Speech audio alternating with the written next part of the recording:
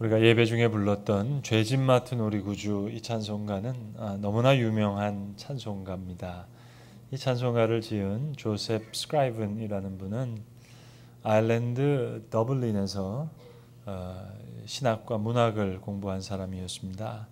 그런데 25살 된 나이 때 사랑하는 약혼녀가 있었습니다. 결혼하기로 마음을 먹고 결혼식 날짜까지 다 잡았는데 결혼식 전날, 바로 전날 그 약혼녀가 말을 타고 호숫가를 달리다가 그만 말에서 떨어져서 호수에 익사를 했습니다. 그래서 호수가에서 건져지는 약혼녀의 시체를 보고 너무 큰 충격을 받아서 이제 그의 고향 아일랜드를 떠나게 됩니다. 짐을 다 싸고 그리고 카나다로 이제 혼자 이주해서 거기서 혼자 살아가게 됩니다. 한 10년쯤 지나서 아팠던 상처가 다 아물어들 그쯤에 그의 나이 한 35살 때 또다시 사랑에 빠져서 두 번째 약혼녀를 만나게 됩니다. 결혼을 약속한 약혼녀였는데 그만 큰 병에 걸려서 세상을 떠나게 됩니다. 죄짐 맡은 우리 구주라는 이 찬송가의 가사는 조셉 스크라이븐이 자기 고향에 있는 아일랜드에 계시는 어머님이 아프다는 소식을 듣고 그리고 시를 하나 어머니를 위해서 써서 그걸 편지로 보냈습니다. 그 내용입니다. 이런 진실하신 친구 찾아볼 수 있을까? 우리 약함 아시오니 어찌 아니하릴까? 조셉 스크라이브는 그 이후에 한 30여 년간 홀로 이제 카나다에서 살다가 생을 마쳤는데 안타깝게도 그의 말년은 상당한 우울증과 외로움으로 많은 어려움을 겪었다고 그렇게 알려져 있는 인물입니다. 저는 올 연초부터 최대한 기존에 가지고 있는 고정관념을 버리고 어떻게 하면 백지와 같은 상태에서 성경을 읽을 수 있을까 하는 마음으로 예수님이 읽으신 성경이라는 관점에서 성경을 다시 읽고 있습니다. 시편, 잠언, 욥기 그리고 선지서들 다 예수님께서 읽으신 성경일 텐데 예수님은 성경을 어떻게 읽으셨을까? 그러고 성경을 보니까는요. 하나님을 사랑하고자 했던 하나님의 사람들이 너무 많은 어려움을 겪었더라고요. 그런데 욥 어려움 속에서 하나님께 감사한 사람이었다고 사람들이 자주 말하는데 성경을 찬찬히 다시 읽어보니까는요. 욥은 절대로 자주 감사하지 않았더라고요. 오히려 머리털을 밀고 그리고 옷을 찢고 그리고 땅에 엎드려져 있었습니다. 분량적으로도 그렇습니다. 그런 분량이 훨씬 더 많아요. 슬픔을 숨기지 않고 오히려 사람들에게 정직하게 드러냈고 끊임없이 하나님 앞에 의문을 제기하고 하나님 앞에 항거했던 사람. 놀랍게도 하나님은 그 모든 불평을 다 받아주십니다. 잠언서도 다시 읽어보니까는요. 감사란 말이 거의 안 나오더라고요. 마지막 장 31장에 한 번 정도 나오는 것 같아요. 현숙한 여인은 아들에게 감사 인사를 받는다. 그 정도예요. 선지서들도요. 여러분 선지자들이 다 하나님께 가시처럼 찔린 사람들이에요. 애통하는 소리들. 자, 그렇다면 예수님께서 다 읽으신 이 성경, 그것을 종합하시는 모든 선지자들의 강령과 율법은 이것이다. 그렇게 오늘 예수님 말씀하시는 거거든요. 이 말씀이 저에게 좀 다르게 다가왔습니다. 첫째는 이것이니 내 마음을 다하고 목숨을 다하고 뜻을 다하고 힘을 다하여 주 너의 하나님을 사랑하라. 예전과는 다르게 이 말씀이 저에게 다가왔습니다. 김병년 목사님이라는 목사님이 계신데 이분은 그 캠퍼스 선교단체인 IBF에서 캠퍼스 간사와 그리고 대표 간사까지 한 15년간 지내셨던 목사님입니다. 근데 그리고 나서 이제 거기서 나오셔서 교회를 개척해서 목회를 하고 계시는 목사님이신데 한 15년 전에 그러니까 그 목사님의 나이로는 40대 때 사모님이 35살 됐을 때 셋째 아이를 낳고 뇌경색에 쓰러지셨습니다. 병상에 누워 계시는데, 그러니까 지금 사모님 나이가 지금은 50이 되셨고 목사님 나이는 60 가까이 되셨는데 지금도 병상에 누워 계세요. 한번 생각해 보세요. 자율신경이 이 마비가 됐으니까 15년 동안 이 아내 사모님 기저귀를 갈고 세 자녀를 혼자 키워내면서 또 목회도 하셨으니까 얼마나 힘드셨겠어요. 이분이 쓰신 책이 여러 권 있는데 이분이 쓰신 글을 보면 한 군데도 포장이라는 것이 없고 이래도 되나 싶을 만큼 너무 솔직하게 글을 쓰세요. 그러나 내면의 진실함 없이는 전달할 수 없는 깊은 깨달음을 전하는 그런 글들이 많습니다. 아내가 언제 회복될지 알 수 없는 불안전한 상황에서 믿음의 문제만큼 목사님을 혼란에 빠뜨린 게 없었답니다. 자, 아내의 회복을 열망하는 마음이 있죠. 그러나 상실과 포기에 대한 두려움이 공존하고 있어요.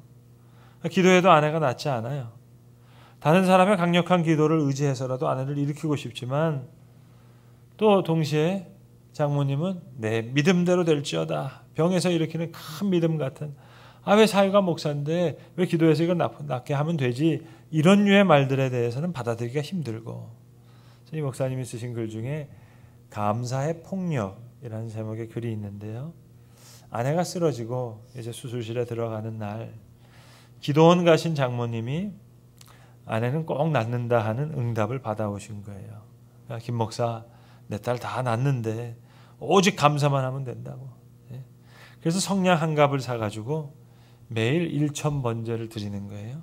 한 갭이 성냥을 잡고 감사합니다. 그럼 성냥개비를 다른 쪽으로 이제 옮기고 다시 성냥을 하나 잡고 또 기도하고 이 장인 장모님의 참을 수 없는 어색한 감사. 여기에 사위 목사는 알레르기 반응을 일으키는 거죠. 장모님 감사 많이 하세요. 그래. 이제 감사만 하시면 되겠네요. 혼란, 당혹, 당황 이게 더 자연스럽지. 울고 싶은 사람한테 감사라니 영적인 폭력이 아닌가. 장모님도 밤새 자고 깨고 반복하면서 딸을 간호하면서 중간에 하고 탄식하면서도 다시 감사합니다 감사합니다 하는 연발하는 모습을 보면 이게 감사의 고백인지 아니면 삶의 버거움에 지친 깊은 탄식인지. 또 어떤 분은 목사님 찾아와서 닉 부이치치 이야기하면서 팔다리 사지도 없어도 하나님께 영광을 위해서 쓰임받았으니 사모님도 일어나서 그렇게 일하실 줄 믿습니다. 이런 식의 감사가 폭력이라는 사실을 왜 사람들은 모를까. 어떤 분은 와서 더 불행한 사람도 많은데 아니 비교하면 더 좋은 사람이랑 비교하고 싶지. 비교를 통한 감사 그건 모래 위에 세운 집과 같이 부실하죠. 순식간에 무너지죠. 그러니까 이 억지 감사는 위선인데 만족감 없이 어떻게 감사가 가능한가. 그건 감사가 아니라 거짓이지. 대답을 알지 못하면 그저 말하지 않는 편이 낫다고 감사할 이유를 알지 못하면서 서둘러 감사의 이유를 찾는 것 그 잔인한 일이 아닌가. 그러면 시간이 필요하잖아요. 나를 이해한다느니 하나님이 선하시다느니 뜻이 있다느니 하지 말고 그냥 시간이 필요하니까 그냥 울 수 있도록 내버려 두시라고. 그러면 시간이 지나면서 살아내지잖아요. 살아가잖아요. 감사의 제사가 다른 게 아니라 잠을 자다 일어나서 아내 기저귀 갈면 그게 감사의 제사고 새벽 기도 갔다 와서 다시 아내에게 밥을 주면 그 감사의 제사고 혹시나 온몸에 이상은 없는지 살피는 것 그게 감사의 제사인데 이 목사님이 얼마나 솔직하게 글을 쓰시는 거 아니. 십자가의 대못에 못 박힌 하나님이 내 인생에 대못 하나를 박았다. 뇌경색뿐만 아니라 그 다음에 또 사모님이 다리 하나를 절단하게 됐는데 하나님 나 좀 그만 때려. 내가 뭘 잘못했는데. 나 하라는 대로 다 했잖아. 밤이면 아이들이 갔다가 놀던 책 장난감 정리하다가도 속에서 울컥울컥 승질이 난다는 거예요. 아이들이 이거 다 깨워가지고 정리하라고 하고 그리고 자라고 할까. 혼자서 분노에 가득할 때가 너무 많은데 하나님은 다 이 미숙한 사랑 참 미숙한 존재인데 아내도 잘 사랑하지 못하는 미숙아 같은 사람인데 이 빈약한 사랑마저 하나님 질투하시나? 왜 하나님은 그만큼 사랑받고 싶으신 분인가? 그런 생각도 들고 온갖 투정을 다해도 여전히 하나님을 알 수가 없고, 그래서 믿음은 고통을 없애는 것이 아니라 고통 속에서도 신실하게 하나님 붙잡고 하나님을 향해 걸어가는 것, 그런 깨달음이 아닌가. 여러분, 사실 성경이 그렇습니다. 히브리서 11장 믿음장을 보시면 믿음의 사람들의 계보가 쭉 나와 있는데, 믿음의 특징은 믿음 때문에 뭘 얻었다는 사람들이 아니에요. 많은 것을 잃으면서도 믿음을 지켰던 사람들, 고향을 떠나서 방황했던 사람, 수모와 고문과 결박을 당하고 투옥됐던 사람, 돌에 맞았던 사람, 소유하지 못하고 잃어버려도 그분을 향해서 신실하게 걸어 나갔던 사람들, 그분들이 믿음의 장에 나오는 사람의 이름입니다. 여러분, 복음서에도 보시면은요, 예수님이 큰 믿음을 가졌다고 칭찬하신 장면이 두 장면이 나오는데, 첫 번째 장면이 수로보니게 여인, 딸이 죽게 됐을 때 주인의 상에서 떨어진 부수기를 개가 먹는 거 아닙니까? 얘기했던 그 수로보니게 여인과, 그 다음에 그 로마 백부장이 등장하는 장면이 나오죠. 하인을 낫게 해주세요. 예수님, 내가 친히 가서 고쳐주리라 하니까 집까지 안 오셔도 그저 말씀만 하면 나을 거라고 고백했던 그 백부장. 그 두 장면에서 큰 믿음이라고 칭찬하세요. 그런데 병고침을 믿음의 형태로 보여주는 것 같지만, 예수님이 정말 말씀하신 것은 그들의 겸손하고 신뢰하면서 하나님 앞에 나아가는 그 태도, 그들을 향해서 큰 믿음이라고 얘기한 거죠. 예를 들어서 회당장 야이로, 그 딸은 병에서 고쳐진 정도가 아니라 죽었다 살아났잖아요. 그래도 예수님이 야이로의 믿음을 칭찬하셨던 건 아니거든요. 그러니까 어려움 중에서도 하나님 앞에 나와서 겸손하게 구하는, 그 신뢰하는 그 믿음. 그러니 여러분, 첫째는 이것이니 내 마음을 다하고 목숨을 다하고 뜻을 다하고 힘을 다하여 주 너의 하나님을 사랑하라. 전 그전에 흔히 이렇게 생각했거든요. 첫 번째 계명, 하나님 사랑하는 계명, 이건 쉽지. 그건 뭐 당연히 한 거고, 두 번째 이웃사랑, 이게 어려운 계명이지. 하나님의 사랑, 하나님 사랑하는 거, 이건 쉬운 거지. 첫째 계명, 이건 당연한 거지. 그러나 여러분, 감사로만 사랑하는 게 아니에요.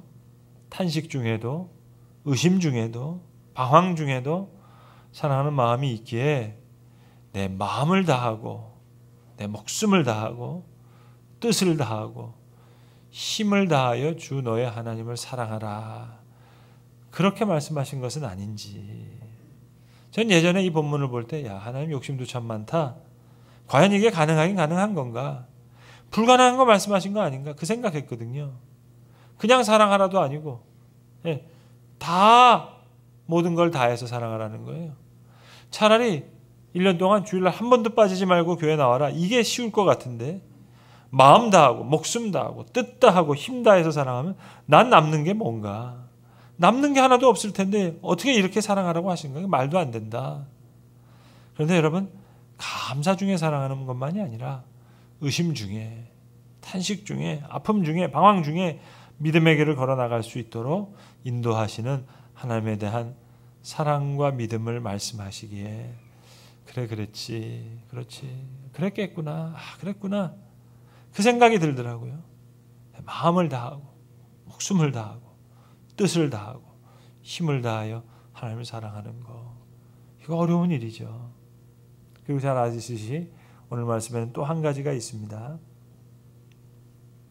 여러분, 거룩은 하나님을 향해서는 믿음으로 경외의 옷을 입는 거예요. 그리고 사람을 향해서는 사랑의 옷을 입는 거예요. 거룩입니다. 하나님 앞에는 경외의 옷을, 사람 앞에는 사랑의 옷을. 여러분, 거룩해지고 싶으세요? 죄송하지만 저는 어렸을 때 거룩해지고 싶지가 않았어요. 왜냐하면 제가 학교 다닐 때 제가 제일 싫어했던 전도사님 별명이 정거룩이었어요. 아, 이분은 뭐 너무 거룩하셔가지고 난 저렇게 거룩하면 안 되겠다 생각했어요. 근데 다시 생각해 보니까 우리는 거룩 그러면은요, 바리새인 같은 거룩을 거룩으로 오해하는 경우가 많은 것 같아요. 거룩은 그게 아니더라고요. 예수님 생각하면 거룩이 훨씬 쉽게 이해될 수 있는데요. 어두운 가운데 빛이 하나 비치는 것 같고, 그분 계시면 아주 슬픈 가운데 있지만 오랜 친구가 옆에 있어서 위로해 주는 것 같고, 그러니까 내가 거룩하니 너희도 거룩하라. 예수님 거룩하시잖아요. 십자가를 지시면서도 우리 주님 내 뜻대로 마옵시고 아버지의 뜻대로 하옵소서. 아버지께서 내게 주신 죄를 내가 어찌 마시지 않겠습니까? 이게 그리스도의 거룩하심이죠. 아버지 앞에 거룩한 경외의 옷을 입고, 그리고 사람을 향해서는 사랑의 옷을 입어요. 하나님은 경외하는데 사람은 사랑하지 않는다. 그건 거룩이 아니죠, 여러분. 거룩이란 하나님 앞에서는 믿음으로 경외의 옷을 입고, 사람 앞에선 사람을 향해서는 사랑의 옷을 입는 거예요. 그래서 오늘 주님 말씀하시는 겁니다. 둘째는 이것이니 내 이웃을 내 자신과 같이 사랑하라 하신 것이라. 이보다 더 큰 계명은 없느니라. 오늘 본문에 보시면 이 예수님이 말씀하시는 것을 옆에서 듣고 있던 한 서기관이 말을 하는 겁니다. 아, 예수님 말씀 한번 참 잘하신다고. 사람들과 변론하면서 대답하시는 거 보니까 대답을 너무 잘하시거든요. 기가 막히게 잘하시거든요. 그래서 지금 옆에서 맞장구를 치면서 얘기하는 거예요. 선생님이여 올소이다. 하나님은 한 분이시오. 그 외에 다른 이가 없다 하신 말씀이 참이니이다. 마음을 다하고 지혜를 다하고 힘을 다하여 하나님을 사랑하는 것과 또 이웃을 자기 자신과 같이 사랑하는 것이 전체를 드리는 모든 번제물과 기타 제물보다 나으니이다. 아주 청산유수처럼 예수님의 말씀에 맞장구를 쳤어요. 그때 예수님이 하시는 말씀이에요. 그가 지혜 있게 대답함을 보시고 이르시되. 그리고 아주 묘한 말씀을 여기서 하십니다. 너가 하나님의 나라에서 멀지 않도다. 무슨 말인지 잘 불분명해요. 멀리 있다는 얘기 같기도 하고 가까이 있다는 얘기도 하고, 하여튼 상처받을 걸 좀 지혜롭게 넘어가시려고 하셨는지 너가 하나님의 나라에서 멀지 않도다. 그런데 그 말씀의 권세가 있어서 그 후에 감히 묻는 자가 없더라. 여러분 묘한 말씀 아니에요? 지혜 있게 대답함을 보시고 너가 하나님의 나라에서 멀지 않도다. 자, 멀다는 이야기 같기도 하고 멀지 않다는 이야기 같기도 해요. 너가 지금 하나님 나라의 문턱까지 와 있다. 멀지 않다, 가깝다. 그런데 문턱을 넘어서 들어온 것 같지는 않아요.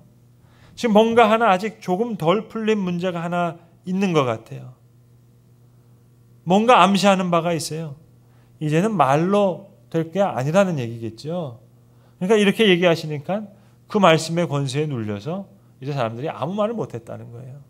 그 외에 감히 아무도 묻는 자가 없더라. 아까 말씀드린 김병년 목사님 이야기 마지막으로 하나 더 해드릴게요. 새벽에 눈을 떠서 아내 기저귀를 가는데 한 번으로 끝나면 굉장히 기쁜 날이고 여러 번 반복하면 화가 나고, 사랑의 수고로 지금 몸살을 앓는데 가정에서 중환자 간병하는 일이 이거 보통 어려운 일이 아니잖아요. 온 가족들이 다 스트레스 받으니까 항상 환자를 의식해야 하는 마음, 늘 쉴 곳을 찾아서 이제 허덕이는데 그냥 아내 돌보는 것은 다른 사람한테 맡기고 목사님 돌아다니신다는 거예요.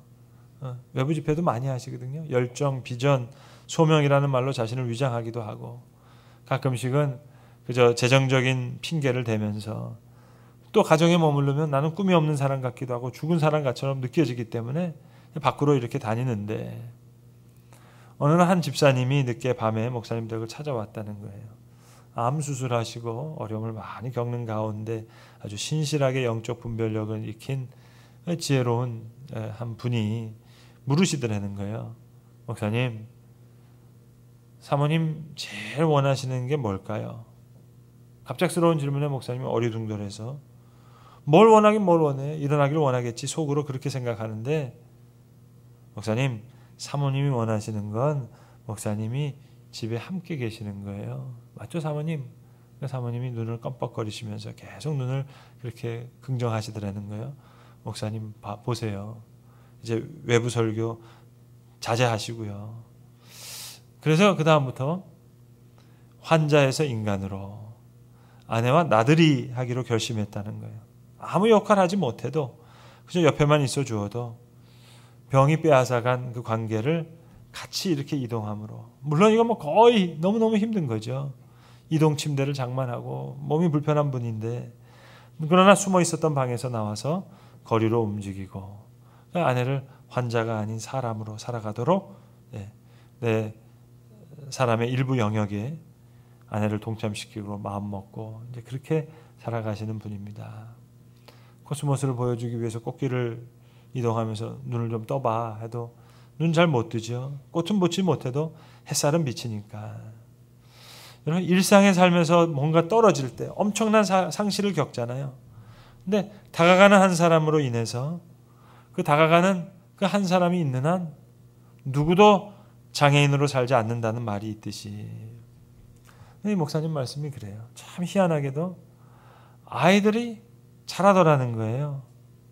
모진 바람이 불어와서 모든 것이 뿌리까지 뽑혔다고 생각하는데 신기하게도 아이들은 자라고 있더라. 이 생명의 고통을 이기더라.